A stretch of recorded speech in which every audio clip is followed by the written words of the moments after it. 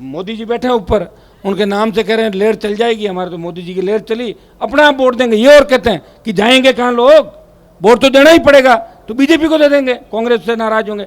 तो भाइयों, हमें इसको बदलना है कि हम कांग्रेस को अगर नहीं देंगे तो भाजपा को भी नहीं देंगे, हम नई ताकत राजस्थान में स्थापित करेंगे। आपकी भावनाएं भी मैं समझ रहा हूं। गठबंधन, मैं तो प्रयास कर ही रहा हूं। मैं तो पिछली बार भी बसपा से गठबंधन के खूब प्रयास किए, उचित प्लेटफॉर्म नहीं मिला, आपको परिस्थितियां सारी पता है। इस बार कोशिश करेंगे कि सारे विपक्ष का वोट जो 2018 के अंदर 1,39,00,000 कांग्रेस, 1,36,37,00,000 बीजेपी और 80 लाख हम सबको मिला था, हम चाहते हैं कि ये वोट 1.5 से 2 करोड़ जाएगा। हम सब दल कांग्रेस बीजेपी के खिलाफ एक मंच पे होंगे राजस्थान के अंदर, आप सबको एक साथ देखेंगे, इतना विश्वास मैं आपको दिलाता हूं। क्योंकि राजनीति के अंदर सत्ता और आपकी ताकत से सरकार को झुका सकते हैं और सत्ता से आपका भला कर सकते हैं। सरकारों को झुका रहे हैं, कितनी जगह झुकाए हैं, हर तरफ आप देखिए भ्रष्टाचार, हर जगह अपराध, मिलाजुली, ये बजरी माफिया तो वसुंधरा की सरकार चलाता था। आप देखिए बजरी जो 50 रुपये टन है, 600-700 रुपये बजरी के ले रहे हैं। और बजरी की पकड़ लो आप, माइनिंग वाले 25,000, 1.5 लाख, 4 लाख उसका जीवन निकल जाए आदमी का। ये तेजा पत्थर छोटा मोटा लोग काम निकाल रहे हैं अपना करके, उसमें आप जब वो पेनल्टी भरते हैं, माइनिंग वाले पकड़ते हैं, पुलिस पकड़ती है, तो कितनी हालत खराब हो जाती है लोगों की। कोई सुनने वाला नहीं है। विधायक भी बढ़ेंगे आपको आपकी ताकत का अंदाज नहीं है। इस नागौर जिले के 10 विधानसभा क्षेत्रों में हर कॉन्स्टिट्यूंसी में 50-60 हज़ार हो आप, हर कॉन्स्टिट्यूंसी में। अगर थोड़ा सा ठीक होते, थोड़ा आते सीधा विधायक बनता है, ये बना लो, ले लो, कर लो, हो जाएगा सारा। मैं तो कहता हूँ आपको, कई सीटें राजस्थान में ऐसी है जहाँ आपके अलग से विधायक बन सकते हैं। हम तो आपको बैठे बैठे वोट दे देंगे, हम कैंडिडेट अपना ले आना और हमारे वोट ले जाना 30-40 हज़ार एक जगहों पर ले आओ, तैयार हो जाओ।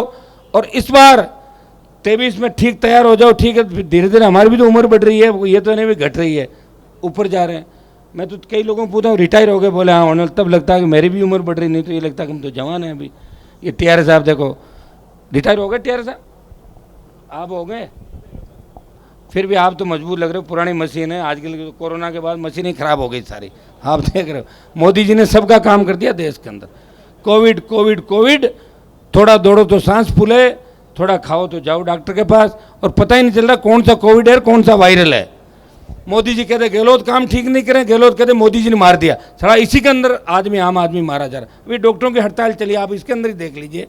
ये काम तो पहले दिन ही हो सकता था, बैठ के डॉक्टर के साथ बैठ के पहले दिन बात हो जाती, बिल लाने से पहले बात हो जाती, हड़ताल नहीं चलती, और 50-100 लोगों की जो मौत हुई इसकी वजह से वो नहीं होती। उसके जिम्मेदार कौन है?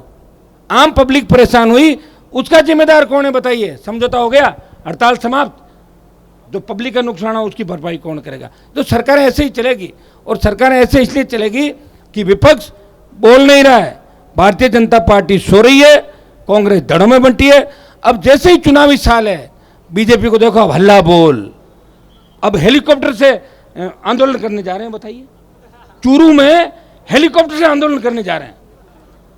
मेरे को लग रहा है मुझे भी हेलीकॉप्टर से, क्योंकि अब करें तो उधार लेके ही करना हमारे को, तो हेलीकॉप्टर लेके और मैं भी अब जाऊंगा। अब कह तो नहीं सकता, बीजेपी वाले खुद ही जा रहे हैं आंदोलन करने के लिए, बोले हेलीकॉप्टर से आंदोलन करने के लिए इतने बजे पहुंचेंगे। वो तो आंदोलन को हेलीकॉप्टर से करेंगे, उनको कोई पूछने वाला नहीं है। हमारे सभी 36 कौम के प्रकाश पुंज को नमन करते हुए सम्मानित मंच और मेरे सभी उपस्थित भाई और मातृशक्ति, समय का अभाव है, मैं सभी नौजवानों से आग्रह करूंगा थोड़ी बात पे ध्यान देंगे। वक्ता ज़्यादा, मैं आपका ज़्यादा टाइम नहीं लूँगा। बात के मूल को समझने का प्रयास करना। ओशो रजनीश, शायद आपने नाम सुना होगा, बहुत ही तार्किक आदमी हुआ करते थे। ओशो जापान के अंदर भगवान कहते हैं, भगवान को कहा जाता है, आचार्य रजनीश। जब वो 8th क्लास के विद्यार्थी थे तब उनको ये पूछा गया कि पानीपत का प्रथम युद्ध कब हुआ और किन किन के बीच हुआ। ध्यान देना मेरे शब्दों पे भाई, नौजवान साथियों विशेषकर। पानीपत का प्रथम युद्ध कब हुआ और किन किन के बीच हुआ?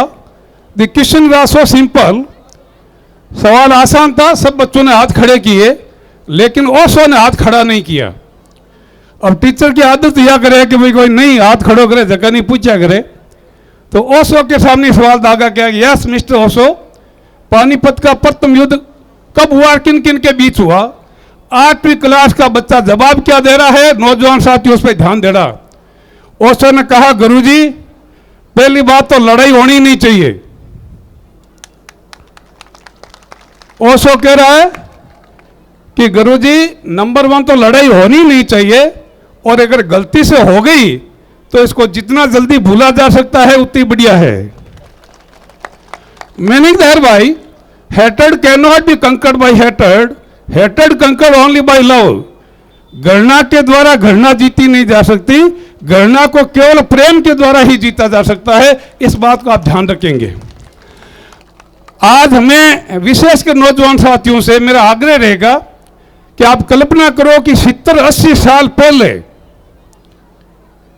70-80 साल पहले बाबा साहब जिस पोजीशन में थे, किस तरह की परिस्थितियां रही होगी, और आपको विचार करना है कि उन परिस्थितियों के अंदर संविधान निर्मात्री समिति के उनको पदाधिकारी बनाना, लॉ मिनिस्टर बनाना, बाहर जाकर के विद्या अध्ययन करना, और देश के सर्वोच्च शिखर पर आज एक प्रकाश पुंज के रूप में सब जगह प्रकाशमान होना।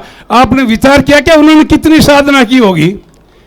और जब यह संविधान बना था तब बाबा साहब ने 60 देशों के संविधान को पढ़ करके, हम हमारा संविधान नहीं पढ़ सकते, हम हमारा संविधान नहीं पढ़ सकते, बाबा साहब ने 60 देशों के संविधान का अध्ययन करके, ये जो बार बार कह रहे हैं ना इतना लंबा चौड़ा, ये विहंगम संविधान आप सब लोगों के सामने प्रस्तुत किया।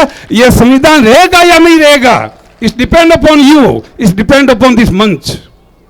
यह भी विचारणीय विषय है। मेरा आपसे है कि, और जिस समय आपको पता होगा उस टाइम बाबा साहब की जो निजी लाइब्रेरी थी उसके अंदर 50,000 पुस्तकें, हम एक पुस्तक नहीं पढ़ सकते, 50,000 पुस्तकें बाबा साहब की लाइब्रेरी के अंदर थी। मेरा कहने का भाव केवल इतना ही है कि हम धन्ना सेठ की औलाद नहीं हैं, हम साधारण किसान परिवार से जुड़े हुए हैं। हमारे पास में केवल एक ही अस्त्र है और वह है शिक्षा। आप सारी चीजें भूल करके और पूरी की पूरी ताकत जो है शिक्षा के ऊपर लगा दो तो बाबा साहब का सपना साकार हो जाएगा। Thank you very much, wish you all the best. बात को समझ रहा हूं तो कहने का मेरा तात्पर्य था समानता का प्रतीक बाबा साहब ने इस जीवन के अंदर लागू किया था कि भेदभाव नहीं होना चाहिए, समाज की समरसता होनी चाहिए। राजनीतिक पारदर्शिता सचिता कायम करने का काम बाबा साहब ने किया था कि समाज के हर वर्ग को हो कि लोकतंत्र खतरा में खड़ा हो जाए। छुआछूत और भेदभाव ये समाज का कलंक है, ये नहीं होना चाहिए। व्यक्ति सत्य हो, व्यक्ति में मान्य गुण हो, इंसानियत इसमें प्रफुल्लित होती हो और व्यक्ति सर्व आदरणीय है। इसलिए बाबा साहब ने छुआछूत को दूर कर समाज